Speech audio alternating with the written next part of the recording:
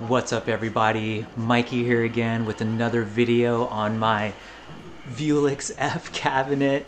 The cabinet's been through a lot of different variations, but yeah, basically I kind of want to go through like my beginning of 2023 list of what I've done as far as changes. We've got a lot of upgrades now. I've upgraded the monitor, got a PS5 running, got 2 Sinden light guns. We've got Ethernet, we got networking, I've got a capture card, so we got 2 HDMI outs. Basically, I just want to do a run through of what is under the hood. I'm gonna include it in the description an updated version of my wiring diagram as well too. But yeah, I guess without further ado, let's dive in. All right, so let's start off with the exterior of the cabinet and then we'll go into the interior. And I just want to start off by saying that I am not affiliated by any of these companies. I'm not getting a commission. I bought all of this stuff on my own. So just right off the bat, all of the links, that's it. First off, as I mentioned, we ended up upgrading the monitor. So this came with the stock Sanwa, I think it's like 768p was the max for that. We ended up upgrading this to an LG monitor. I'll leave the model number in the description, but now we're at 1440 at 165 Hertz. I did want to go 4K, but it was a little above my budget, so I went this route, and I am actually happy with the results. So there you go with the monitor upgrade. Next thing, I mentioned the Sinden light guns. So as you can see, I have a holster holding it up, and we'll go a little bit more into details about that here on the other side. So I ended up getting this off of Etsy. I'll leave the link in the description for that. But as you can see, I'm actually utilizing the same screw that holds this bracket into place. So what I ended up doing was buying a longer screw. That way I was able to mount this in so it's able to fit, because the other screw that actually is stock is super short. So and I ended up drilling a hole here, that way I could run a screwdriver through there and then screw it. So yeah, it works really well. I don't have to Velcro anything, I don't have to tape anything on here, I don't have to drill a new hole, utilizing the same hole right there, bam.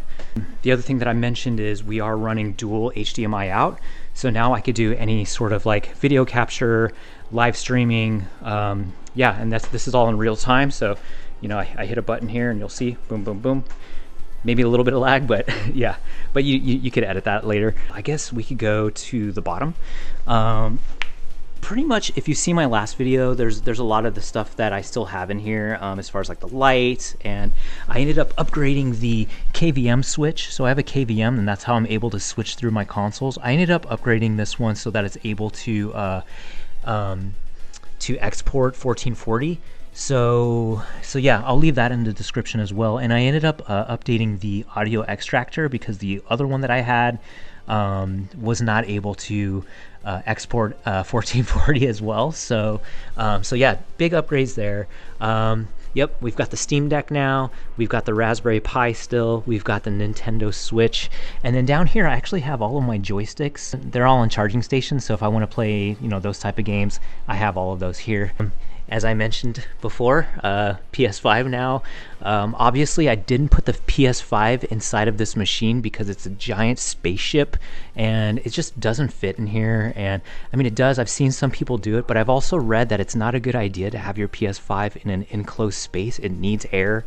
You know, this mug gets hot.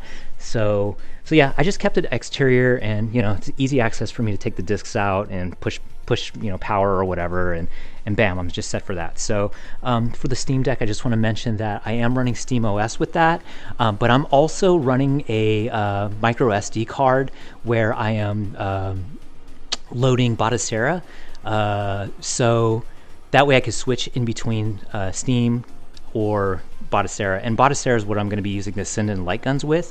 I will make another video in with more details about how that works, by getting the guns to work and all of that stuff. So yeah, so that's that with the Sinden light guns. And then let's go into the joystick panel now, and I'll show you some of the upgrades I made from there from my last video. So now we have these two 4-channel USB hubs. So the way that this works is I have a KVM switch. It has 2 USB outs, and those are going to go into these 2 toggles. The toggles, what they do is they turn the Brook boards or whatever joysticks off and on, and then from those are going to go right into these 4 channel USB hubs. So basically I have, so these are 4 different channels, right? So I have my Sin and Light Gun set up to this as well too. So these are for the Brook boards, player 1, player 2. And then this is for Sin and Light Gun 1. And then this is for Sin and Light Gun 2. And then also if you notice, like these are both 4 channels, right? So I can run 8-player games, right? Like we could do Smash Brothers. We could also do Killer Queen, which is like a really cool 4-on-4 game. But yeah, we could run these USB out, you know, if we want to do external controllers. I mean, you could always do Bluetooth as well, but you know, if you want to go hardwired, you could do that as well. So channel 1 is going to go into Brook player 1, which is going to be these Brook boards up here. So we've got these Brook boards here. This is what's running the joysticks. So player 1's up top, and then player 2's at the bottom. And if you look real close, I'm going to switch this on, and then you'll see that this second light turned on. That means that player 2 is on now. So the second Brook board is turned on. Also, if you see right there on the very top of this, we've got the UP5 upgrade kit for the Brook boards. What this does is it makes it so that you're able to play this with the PS5. You have to have these to play PS5. You could play PS4 games without these, but if you want to actually play PS5 games, which Street Fighter 6 is coming out, I'm gonna be, oh man, I'm all over it. But yeah, so this is in order for me to be able to play PS5 games. Actually, while we're down here, I'm still rocking the Psychic Drive board. I have a USB 3.0 port here. This is just for charging. So I do have a Bluetooth USB keyboard, and this is actually hooked up to the KVM switch. And what the KVM switch does is it will actually switch between the different channels, so the different consoles, by using a keyboard shortcut. So this is what I use to switch between each of my consoles, and also to do any, like, if I need to run any scripts or write any code or whatever in like the Raspberry Pi, or doing any debugging with the Steam Deck. This has a trackpad on it, so I'm able to use that as a mouse, and then I could just do any typing or whatever. And it's Velcroed, so I just have that hanging there. And then the other thing too is I have this, and this is for the Switch. The Switch, you could only turn it on by, you know, hitting the home button here. So this is how I get it out of sleep and how I turn it on. And I just left the charger out here so that way this doesn't run out of batteries. So this is always charged the whole time. So yeah, I just have that running out of the blank Nessica reader space basically. But yeah, I just kind of drilled out a little hole here, and then I was able to get this wire out here, and so we've had that. So it's a pretty clean setup. It's just basically, this is just for the Switch. If I didn't have the Switch, I wouldn't even need this. And then yeah, we've got our controller for the KVM and just any sort of debugging or typing or using a keyboard for anything. All right, welcome to the back of the machine, which is something I have not done yet. First off, I forgot to mention the other thing too, is I wanted to keep everything stock in this machine, just in case if I want to go back. So there's only one thing that I cut on here, and that was for the fan, in order for me to do another fan. So that wire I ended up cutting, and then you know, just rewiring this new fan. But everything else I've kept stock. All of the components, all the wiring, and then anything that like I disassembled and took out, I just have boxed away. So I can go completely 100% back to stock if I ever want to. So just to mention that. Okay, anyway, so yeah, networking. So I have Netgear. Oh, first off, yeah, there's this little slot here that you could unscrew, and then this opens up. There is a person that I found. Oh, actually, let me mention this too, by the way. There's a Taito, Chulix, Vewlix owners Facebook group that has a lot of followers in there, a lot of great people that if you ever need help or anything, you could always ask in there. But yeah, there's a person in there that actually makes a third-party plate in here where you could actually hook up different peripherals. So if you need an HDMI out, if you need an Ethernet out, if you need anything else out. Right now, I'm still waiting for him. He's working on a new batch for that. So once I get that, then I'll have it a little bit cleaner back here. But right now, I just have all these cables running into this little plate here. So and yeah, and that's going to be like the PS5 and, you know, that other things. This is for my capture card. I have a this is the optimal cable audio out so that I could do headphones out as well too for this. And then I actually have this RCA out going to my stereo system, like DJ setup. I've got subs. I mean, this place could rumble if I'm playing like, you know, whatever. You know, I could do like some crazy haunted game and like freak everyone out. But anyways, yeah. So let's talk about the networking. So yeah, Ethernet cable going in here. Netgear, this is technically it's 4 channels because you have to use one of the channels for the in, and then this goes out to all 4 of my consoles in here. So we are plugged in direct to the internet. I'm still waiting to figure out how to get Fightcade to work on the Steam Deck. I have not tried it yet, but I've seen it work, but I'd be able to do online play for that. So yeah, so that's that. This is for my dual HDMI out. So this is where I'm doing the capture card out. And actually, if you look really close, and this is hooked up to the KVM switch. The KVM switch has a HDMI out that goes into an audio extractor. So what this will do is this will take the HDMI audio and then output it to the Taito amp. So you'll have to do your audio through that. Some KVM switches actually come with that headphone amp. I've seen, it seems like it's really, really quiet, and maybe there's another solution where you hook this up to an amp to be able to turn it up and then hook it up to there. But I'm going with the audio extractor because the audio extractor actually has a dual, I think it has dual HDMI out. So this one has an actual dual. Oh man, it's so hard to focus, but there's a dual HDMI out on this. So I have this one going to the cabinet's HDMI, and then the other one's actually going to the capture card here. And then the capture card actually has dual HDMI as well. So, and the reason why I have this going into this capture card is because this actually has the, I can't remember, it's like HD something encryption. So PS5 will not be able to, I can't get it to record PS5 at all. But if I have it coming out of this thing, then I'm able to record PS5. There's like some sort of like restriction code type thing on there, but this decodes it. And this actually will output 1440 at 165 Hertz as well too. So this is another reason why I ended up going this route. But yeah, dual HDMI there. I'm only using one of them, but if I want to do like dual like screens as well too, so that like, you know, maybe I could do a versus cab or something like that, have two Vewlixes hooked up or whatever, you know, we could go nuts with that. So yeah. Other thing here, I just have this is just an Anchor, just kind of like USB charger. So we've got, I think it's like 7 channels. I'm using all 7 of them. So this is like to do my lights.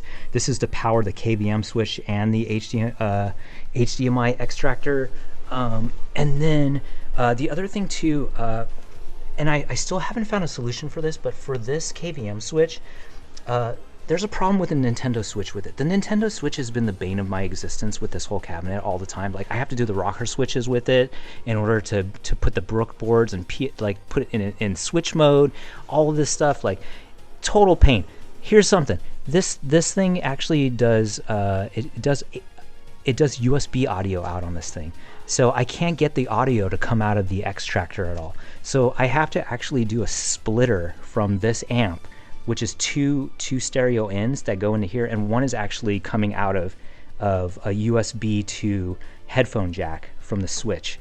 So I have a splitter actually go in there, and I'll go a little bit more in depth in another video. I think that's about it that I wanted to show. It's, you know, again, it's just, I'm trying to keep it as clean as possible, but you know, there's a lot of cables here, and I just try to, you know, I ended up mounting everything under this thing so that I have a little bit more room. So maybe that might be something that you could do as well.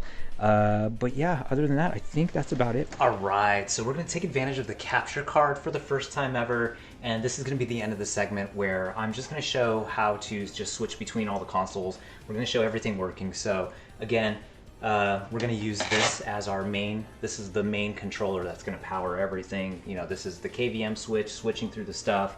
You need to debug, whatever. Okay, we got Raspberry Pi going on right now. Here we go. So we got player 1, totally working. I could play whatever. We got player 2, got player 2 on. Player 2's working. Boom, boom, boom. Let's switch over to the PS5. So as you can see, gotta let this load. So what the PS5 does is it doesn't know who's using what controller, right? So I just load it in. You have to hit the home button. So I'm gonna hit the home button first. Now I can load in, log in as this person, right? Boom. And it's confused because it has a second player. The second player needs to hit the home button as well too. Boom, second player's in. Who's using this keyboard? This guy right here. This guy right here. And I think it's because of the Bluetooth keyboard that's hooked up. That's why it's asking for that. So who's using this controller? This person's using this controller for number 2. So there you go. And this is the only reason why it's doing this is because I have 2 players hooked up right now. If you're only using one, you're not going to go through this whole menu system. Okay, anyways. So there we go. Boom. Player 1's controlling this. Player 2 is actually active, but player 2 can't control the menu screen. But when we start playing the game, we're both in. Okay, we're both logged in. Okay, so let's switch to the Steam Deck next, okay? So we've got the Steam Deck. Let me turn off player 2 and show you some stuff real quick. So we've got some icons in the left-hand corner. I'll point that out in the capture video, but we've got some icons here. That's letting us know what controllers are loaded in, right? So again, let's go back to here. I'm gonna open this up and let's turn on Send and Light Gun number 1, right? So we've got, what happens is Botacera will actually do a border, and the border will show up and it will show that the gun is active. And now if you look really close, I'll be able to show a trigger. There you go, there's my crosshair, bam, right there. So I can do the same thing with player 2. So if I actually turn on the Send and Light Gun for player 2 and actually turn on player 2 with the toggle, that's the secret here. You have to have player 2 on as a controller and the Send and Light Gun at the same time. That's the only way it's going to work. Now the second crosshair's here. Boom, we've got 2 crosshairs. Look at this. Look at that. Bam, we're golden. Okay, so that's Botacera using Steam Deck. Of course, this is side-loaded with another micro SD card. I could do Steam OS and do all the Steam stuff as well too. So boom, there's that. Let me turn off player 2 again. Let me turn off the Send and Light Gun so they're just not on at all times. And let's switch over to the Switch, which is the bane of my existence. Now here we go. Here's why I have to have a toggle switch. Actually, toggle switches are good because you're able to turn off player 2 if you need to turn off player 2. PC will sometimes have a problem where it thinks player 2 is player 1 and player 1 is player 2.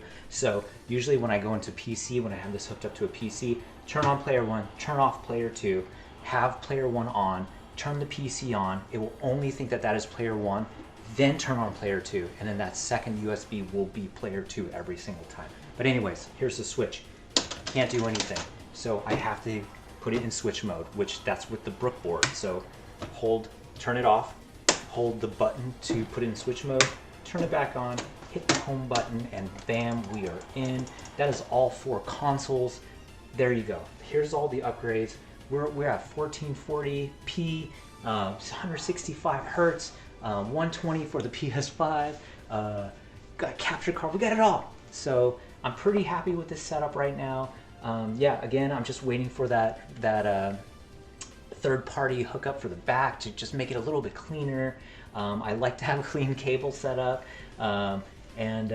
yeah, that's about it. So yeah, just let me know if you have any questions in the comments or anything. Again, I'm going to leave a wiring diagram in the description and also all the links to all the parts.